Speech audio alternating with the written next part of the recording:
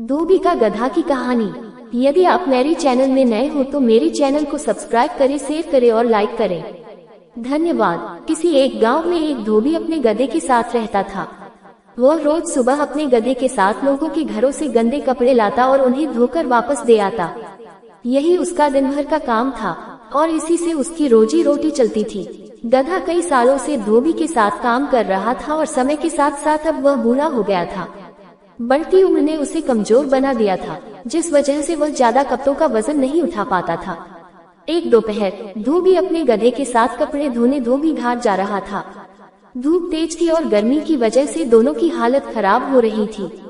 गर्मी के साथ साथ कपड़ों के अधिक वजन के कारण गधे को चलने में परेशानी हो रही थी। वो दोनों घाट की तरफ जा ही रहे थे कि अचानक गधे का पैर लड़खड़ाया और वह एक गहरे गड्ढे में गिर गया। अपने गधे को गड्ढे में गिरा देख धोबी घबरा गया और उसे बाहर निकालने के लिए जतन करने लगा। बूढ़ा और कमजोर होने के बावजूद गधे ने गड्ढे से बाहर निकलने में अपनी सारी ताकत लगा दी, लेकिन गधा और धोबी दोनों नाकामयाब रहे।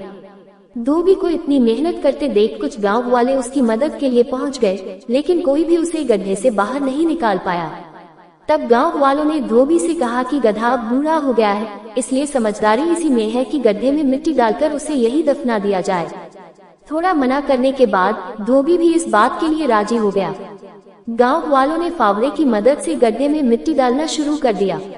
जैसे ही गधे को समझ आया कि उसके साथ क्या हो रहा है, तो वह बहुत दुखी हुआ और उसकी आंखों से आंसू निकलने लगे।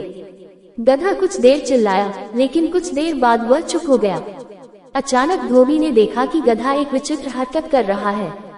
जैसे ही गांव वाले उस पर मिट्टी डालते, वह अपने शरीर से मिट्टी को नीचे गड्ढे में गिरा देता और उस मिट्टी के ऊपर चढ़ जाता। ऐसा लगातार करते रहने से गड्ढे में मिट्टी भरती रही और गधा उस पर चढ़ते हुए ऊपर आ गया। अपने गधे की इस चतुराई को देखकर धोबी की आंखों में खुशी के आंसू आ गए और उसने गधे को गले से लगा लिया। कहानी से सीख। धोबी का गधा। कहानी से हमें ये सीख मिलती है कि मुश्किल से मुश्किल परिस्थिति में भी आप अपनी बुद्धि का प्रयोग कर कठिनाइयों को पार कर सकते हैं। पूरी कहानी सुनने के लिए धन्यवाद।